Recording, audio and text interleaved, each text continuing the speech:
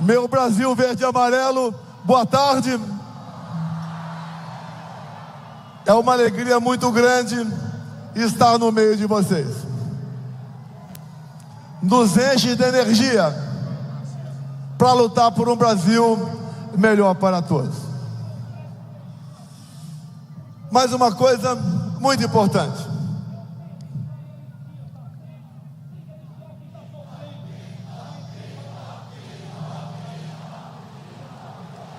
Uma coisa muito importante. Eu me elegi presidente em 2018 numa falha do sistema.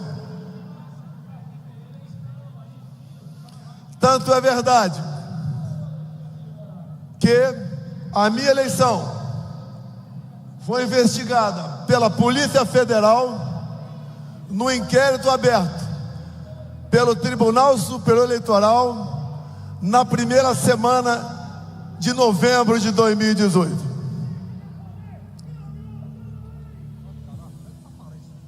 Se for possível parar esse som, a gente agradece. Ou então peço para alguém sabotar. Arranca o cabo da bateria desse carro. Se esse picareta quer fazer um evento, anuncie, convoque o povo e faça.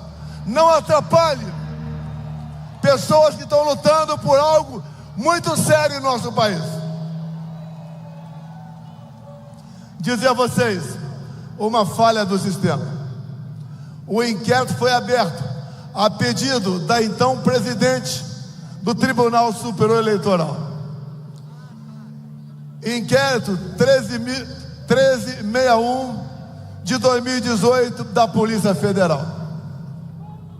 O inquérito relâmpago, porque eles queriam me rotular de fraudador para dar posse a Fernando Haddad. Não conseguiram, mas dentro desse inquérito está a verdade que nos liberta, essa verdade tão temida pelo sistema. Mas acreditem,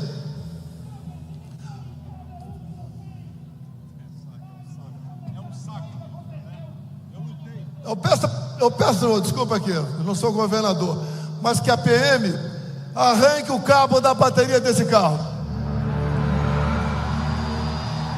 Essa é uma atitude de canalha, vagabundo que não tem compromisso com o seu país. Quer fazer política? Vai fazer em outro lugar.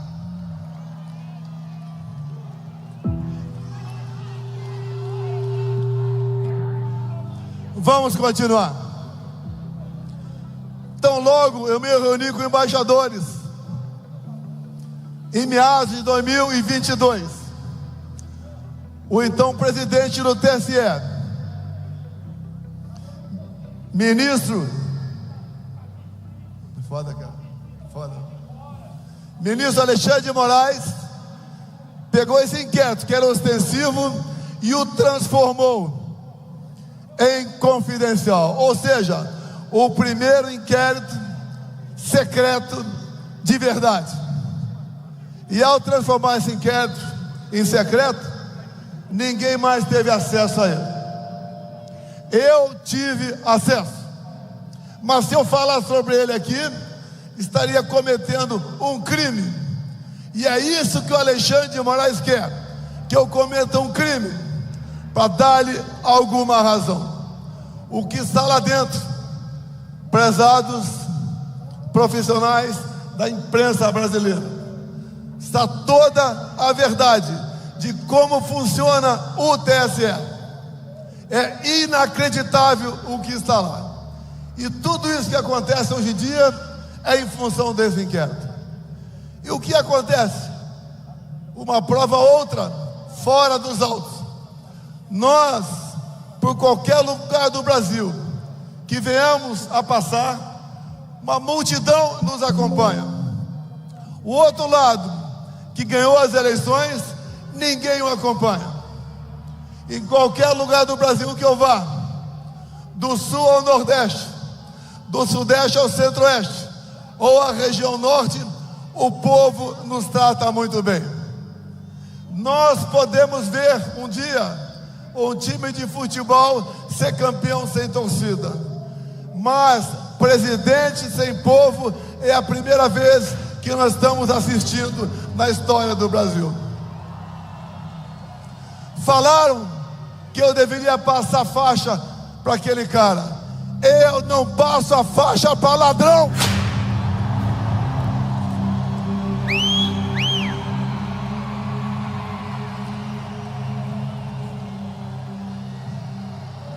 E existem dois tipos de ladrões: o ladrão que rouba o nosso dinheiro, e outro, mais perverso ainda, é o que rouba o nosso futuro e a nossa liberdade.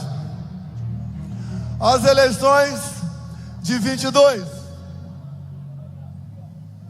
aos poucos vocês vão tomando conhecimento.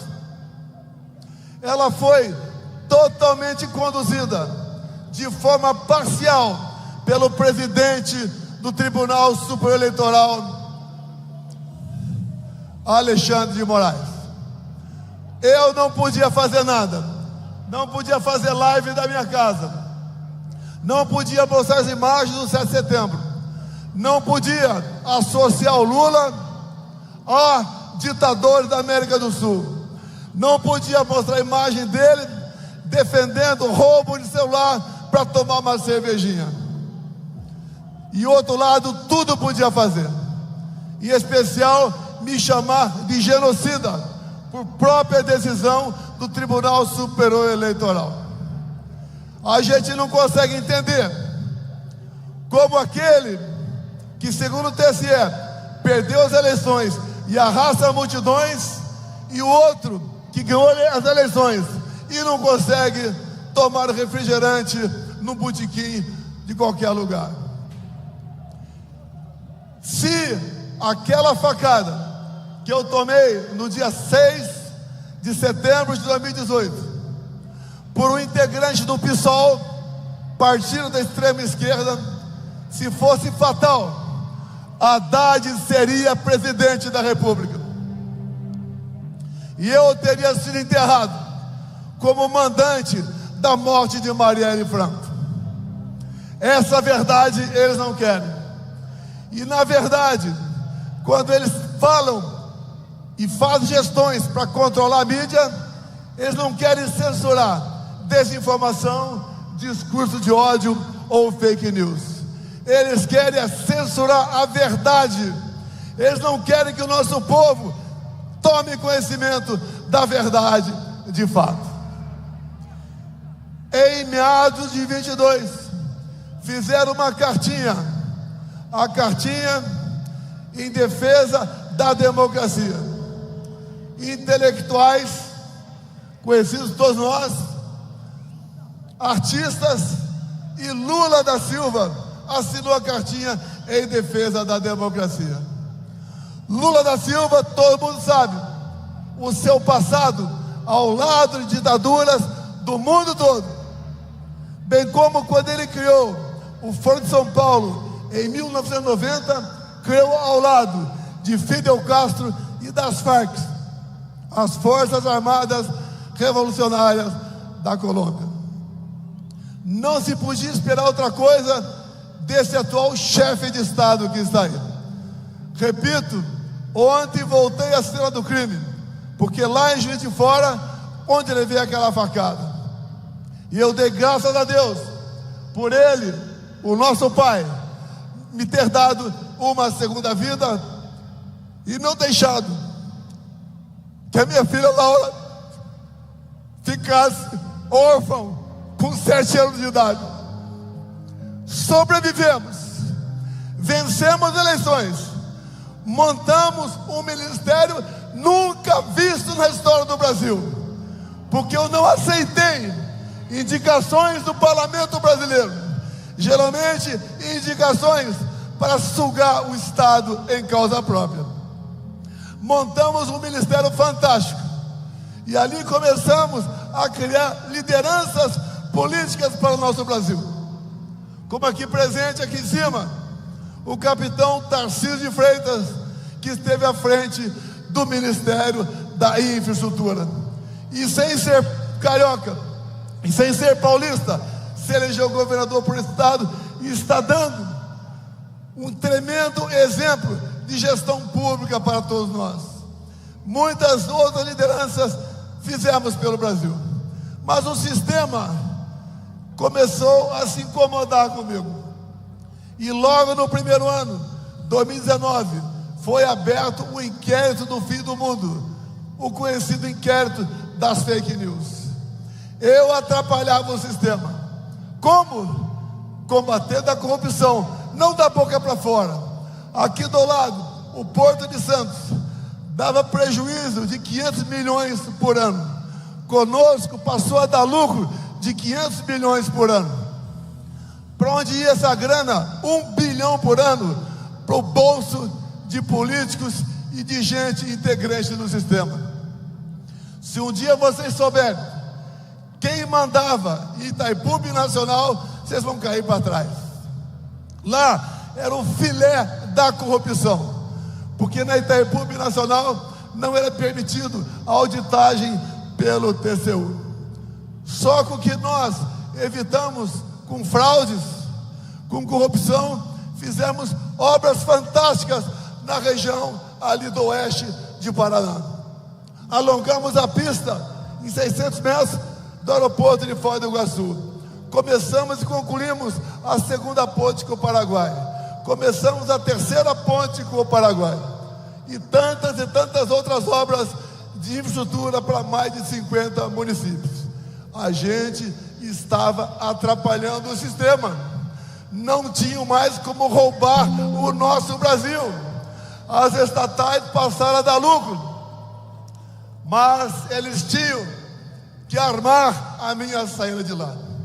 Se hoje eu sou o ex mais amado no Brasil, esse divórcio não foi feito pelo povo, foi feito por parte desse sistema que trabalhou 4 anos contra a minha pessoa. Não tinha semana que eu não era fustigado por uma sentença judicial atrapalhando o nosso governo. Mas vencemos tudo isso. Vencemos a pandemia. Vencemos uma guerra lá fora. O Brasil começou a entrar no rumo. E fiz uma coisa que ninguém nunca fez no Brasil. Nós zeramos ou reduzimos a carga tributária de milhares de produtos, entre eles os combustíveis, entre outros o fim do IPVAT, entre outros a diminuição em 30% do IPI de mais de 4 mil produtos. E acreditem, quanto mais nós diminuímos ou zerávamos impostos, mais o Brasil arrecadava. Isso importunava o sistema, porque na verdade eles não estavam roubando mais. Se uniram e começaram com o velho discurso que eu queria dar um golpe de Estado. Golpe de Estado usando, como disse o Malafaia aqui, dispositivos da nossa Constituição. E eles, para evitar que eu tivesse chance de voltar, decretaram a minha inelegibilidade. Inelegibilidade, uma delas, porque me reuni com embaixadores. Eu não me reuni com traficantes no Morro do Alemão, como o Lula fez. Esses inquéritos, que dali se derivaram outros em cima de ditas petições, dando amplos poderes. Alexandre de Moraes escolheu seus alvos, como escolheu meu filho Eduardo Bolsonaro. Isso ratificado nos áudios vazados da operação agora conhecida como Lava Toga. Eles tinham que me destruir, porque eles achavam que agindo dessa maneira me fariam, em dado momento, mudar de lado. Eu jamais estaria do lado deles. Preferi o lado mais difícil, o lado do povo brasileiro, porque isso me dá tranquilidade, me dá paz para dormir e me faz orgulhar daquilo que eu fiz no passado. E se vocês hoje estão aqui, é porque vocês corroboram com o que eu estou falando. Passamos momentos difíceis, cada vez mais, com aquela armação do 8 de janeiro. Quis Deus que eu me ausentasse do país no dia 30 de dezembro. Algo ia acontecer. Eu tinha esse pressentimento, mas não sabia que seria aquilo. Foi um ato, sim, como disse o então ministro do Supremo Tribunal Federal, Nelson Jobim. Segundo ele, aquilo foi uma catarse, ou seja, o momento onde a população se prendeu. E aquilo jamais foi um golpe de Estado. E nós estamos vendo pessoas ainda serem julgadas e condenadas como integrantes de um grupo armado que visava mudar o nosso Estado democrático de direito. E eu lamento por essas pessoas presas, mais de uma centena. Jovens mães, idosos, idosas, chefe de família. Hoje nós temos órfãos de pais vivos no Brasil. Essas condenações do 8 de janeiro, nós temos que, através de uma anistia, beneficiar essas pessoas que foram injustamente condenadas. Aqui no carro agora está o deputado federal, que é o relator da anistia da Comissão de Constituição e Justiça na Câmara. Dizer a vocês que nós seremos vitoriosos lá, nós daremos essa anistia, porque só assim nós podemos começar a sonhar com a pacificação do nosso país. No mais, quanto à minha inelegibilidade, eu tenho certeza, essas duas acusações estapafúrdias, sem razão, sem materialidade, será mais cedo ou mais tarde conseguida por trabalho dentro do Congresso Nacional. Quem tem que escolher os seus futuros chefes é o povo brasileiro, e não um ou outro ministro que temporariamente esteja à frente do Tribunal Superior Eleitoral. Dizer a vocês que nós devemos acreditar no Brasil. Nós não podemos desistir do nosso Brasil. Nós temos, sim, já que sentimos o gosto de uma boa administração, sem corrupção e voltada para o interesse do povo entre 19 e 22.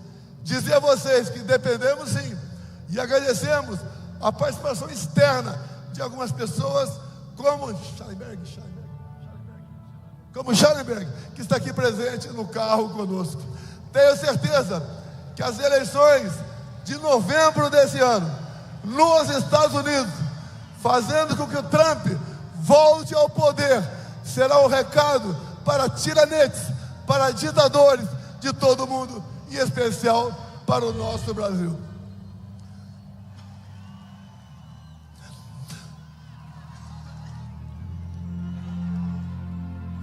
Não existe satisfação melhor do que ser bem recebido por todos vocês. Dizer a vocês que isso faz com que nós, políticos de hoje, sejamos diferentes do político de ontem. Até pouco tempo, todos os políticos eram tidos como iguais. Mostramos ao longo dos nossos 4 anos que nós não somos todos iguais. Ao longo do meu mandato, indo para o encerramento, nós voltamos a acreditar em nosso país, voltamos a conhecer o que é cada poder da República, o que é o poder executivo, o que é o poder legislativo e o que é o Supremo Tribunal Federal. Dizer a vocês que voltamos a vestir o verde e amarelo com orgulho, a cantar o hino nacional com emoção, a dar valor à nossa família, a conhecer realmente quais são as potencialidades do nosso Brasil. Dizer a vocês que, enquanto presidente, tive um relacionamento o melhor possível com as grandes democracias do mundo, coisa que acontece exatamente o contrário nos dias de hoje, onde o atual governo se mistura, se entrega e se alia a ditaduras de todo o mundo. O nosso Brasil é um país fantástico. Ninguém tem o que nós temos. Temos tudo para sermos uma grande nação, mas devemos botar freio através dos dispositivos constitucionais naqueles que saem, que rompem o limite das 4 linhas da nossa Constituição. E eu espero que o Senado Federal bote um freio em Alexandre de Moraes, esse ditador que faz mais mal ao Brasil que o próprio Luiz Inácio Lula da Silva. Acreditemos no Brasil, acreditemos no nosso futuro, e eu agradeço a presença de todos vocês aqui nessa data. Isso nos dá esperança para continuarmos lutando e fazendo com que o Brasil volte à normalidade num rápido espaço de tempo.